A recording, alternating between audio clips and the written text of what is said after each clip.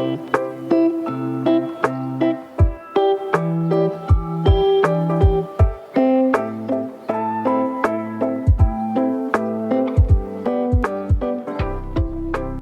lovelies, welcome back.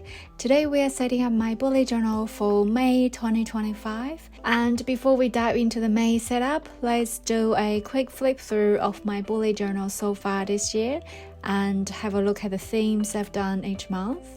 So for January, I went with a soft pink and grey bold coquette theme. Then for February, of course, I had to do something love related. So it's a Valentine's heart theme, and for March it was all about strawberries, and April was this green and yellow spring refreshing vibe. And just like that, we're already up to May. Looking back, I feel I've done quite a bit of pink this year, so I thought it'd be nice to switch it up a bit and go for something a bit more blue and purple this time. I might still sneak in a touch of pink though, just to balance the colors out, but I'll try not to make it the star of the show this time. Also, to match the theme, I've even got my purple press-on nails on, and for pens, I'll be using this same set of Arrtx Acrylic Markers. I used this back in March for the strawberry theme. I really enjoyed using them, so smooth and no bleeding at all. If you're curious, I'll pop up the video link up here. That March setup was actually my first time trying acrylic markers in my journal, and I completely fell in love with the texture, so I'm using these again for May. And today I've picked out a few pastel colors, purple, blue, and just a tiny bit of pink. And of course, I've got my coffee here too. Let's dive right in. So for May's cover page, I'm going with a diamond pattern layout, which means, yes, quite a bit of grade counting. I'm doing 6x8 grade diamonds, sketching them in pencil first just to make sure I don't mess up anything. Once I finish sketching, I start filling in the diamonds with colors. I picked 5 colors and I'm just making sure no two same colors sit next to each other. I'll flip the page over in a sec to show you no bleeding at all. So if you haven't tried acrylic markers before, I honestly recommend giving them a go. You can also use them on all sorts of surfaces like glass, plastic, canvas, or leather. I've even seen people draw on the wine bottles and turn them into cute little vases, or turn some glass into beautiful lampshades. I've saved lots of inspo videos on TikTok. I'll definitely try it out one day. So yeah, definitely give it a go. I can see they're becoming more and more popular lately. Even Kmart has some sets now, so if you just want to try them out without spending heaps, that's a good option to start with. They work perfectly with my bullet journal. So this journal I'm using is the Paper Ideas A5 dotted notebook. It's got 100 GSM paper, and I've linked it below if you're interested. I've also tested these markers on Tomoe River paper. Not sure if I'm pronouncing it correctly, but if you know Hobonichi or Sterling ink, you know what sort of paper I'm talking about. And only the black ink bled through a little bit, and all the other colors stayed put. So acrylic markers dry with this sort of matte texture. Feels quite different to the smooth finish you get with the water-based pens. Hard to explain honestly, but I really like it. And they are great for kids as well. This set I'm using wipes off hands and tables super easily. So I'm drawing a bunch of diamonds for the background using those soft pastel shades I picked earlier, plus 2 more cream tones to round it out. I make sure the edges and the small gaps are colored as well, and once that's done, I add wavy lines to frame each diamond.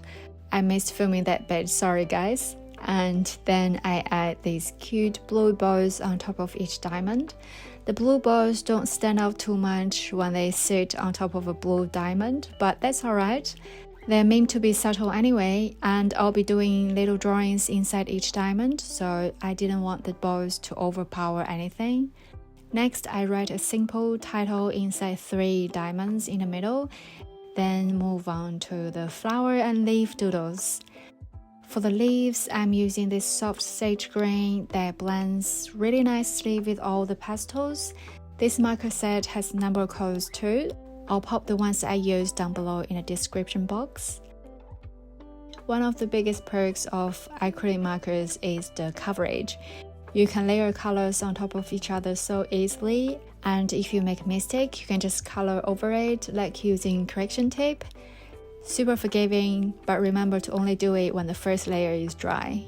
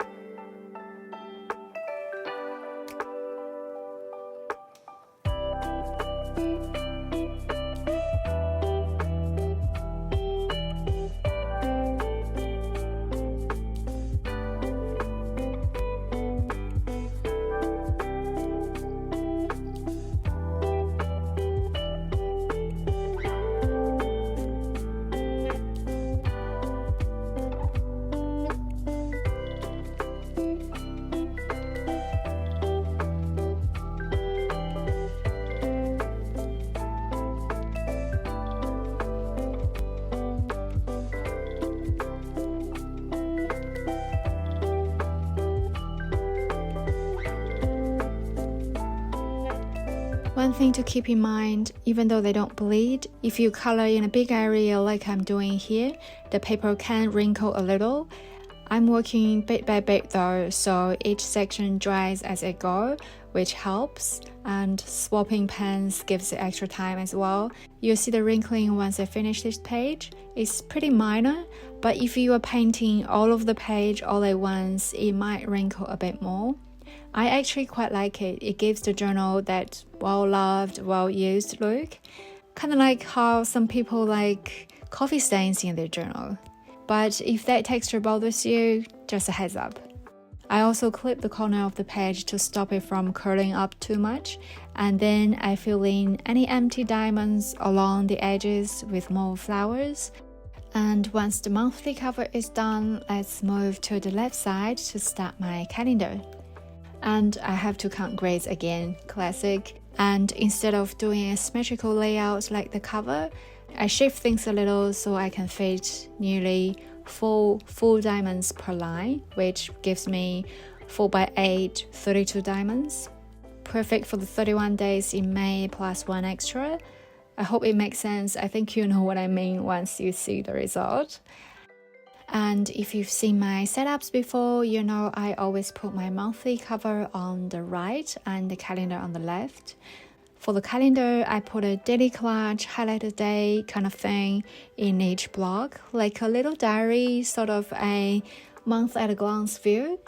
I've been doing it for the first 3 months of the year, but I might skip the stickers and washi tapes this time. This background is too pretty to cover up, and I'm also not sure how well washi tapes would stick to acrylic paint anyway. So for now, I'm leaving the diamonds blank and I'll fill them out all together at the end of the month, probably with some doodles and lettering using these acrylic markers as well. Still no bleeding, just a few wrinkles like I mentioned. I left a few blank pages before May for my monthly review. I've only finished January so far, but hopefully I'll get around to do the others soon and share them with you guys in another video.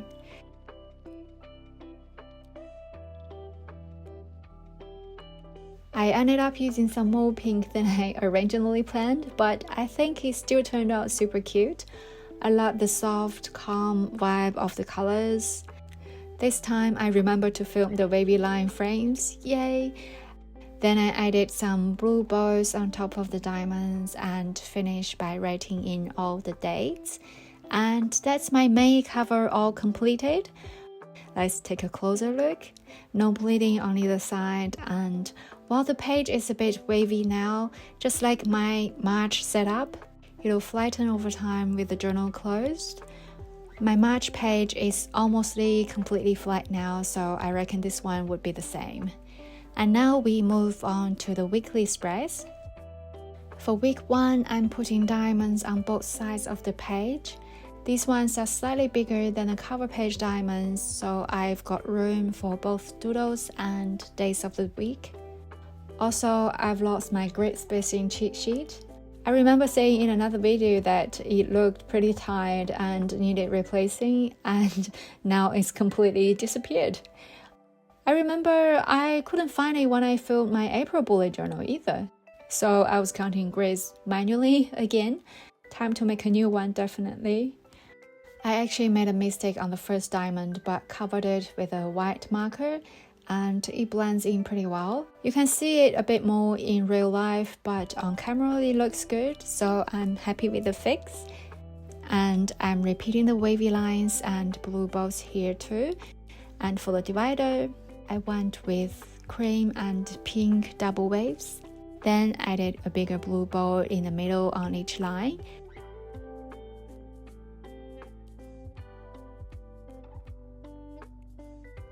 After that, I wrote the dates and days of the week, keeping them small so I can doodle around them later.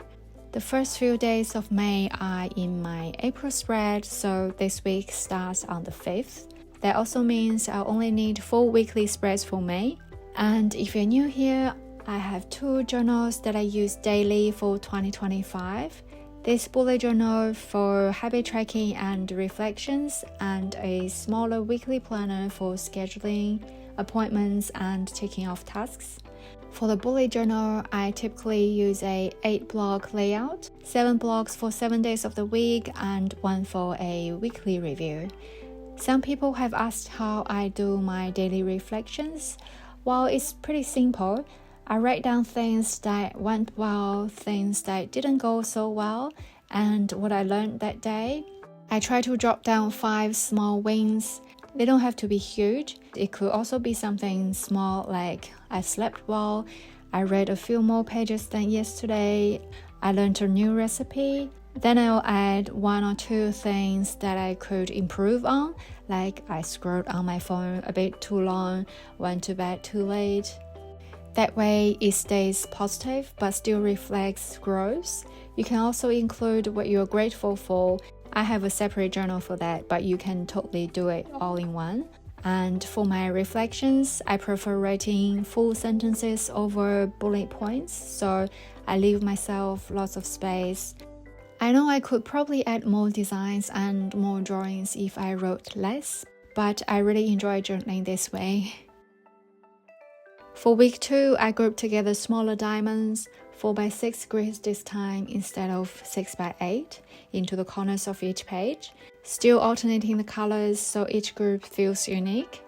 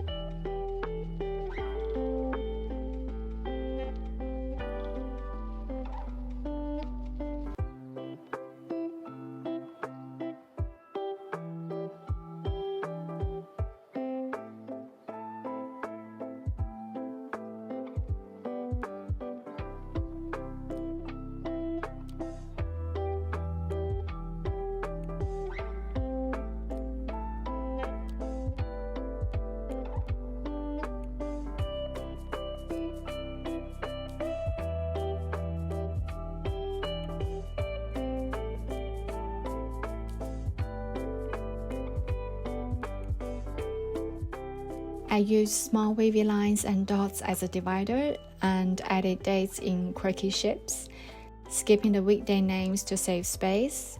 It's easy enough to keep track anyway. This layout feels a bit different from my usual style and I kinda love it.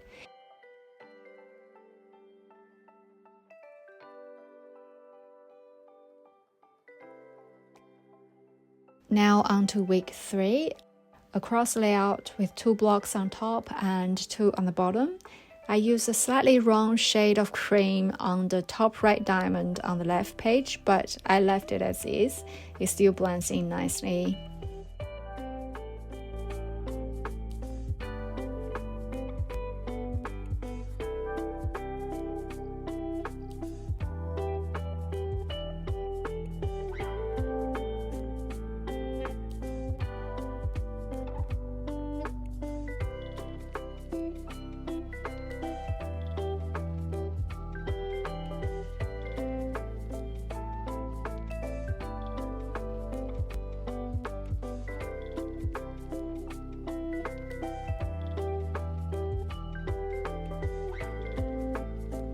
This page has 4 diamonds to each corner and 1 in the center. I added doodles in all of them. The pink wavy lines frame each day's block and also connect to the diamonds, which I really like.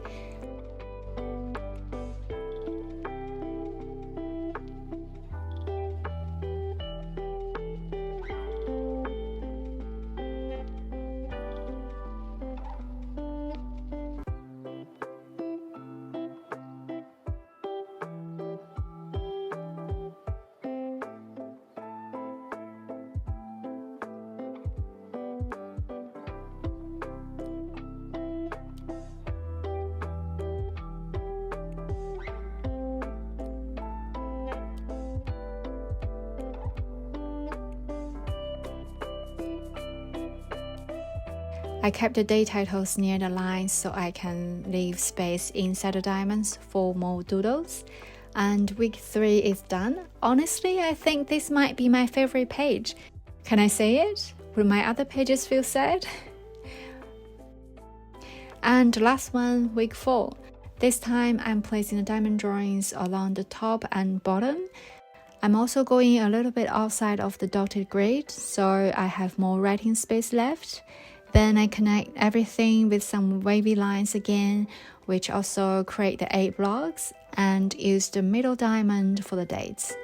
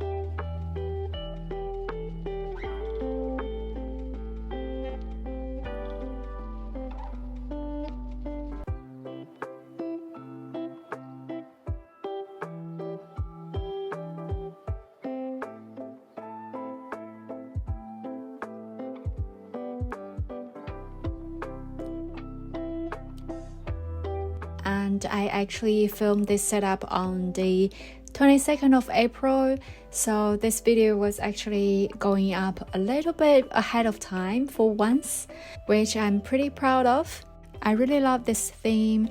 Sometimes I feel like I'm running out of ideas, and then out of nowhere I get a little spark of inspiration, but creativity isn't always on a schedule, I feel, right? So if you have any theme suggestions or if there's any theme you want me to do, I would honestly love to hear them. Please leave a comment if anything comes to mind. And that's it, we are all done. Let's have a quick flip through. I'm genuinely so happy with this entire May bullet journal setup.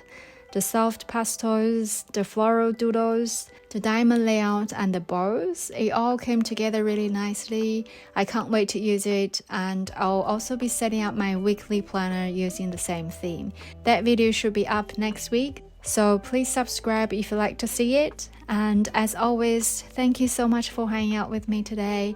If you have any questions or ideas, pop them in the comments.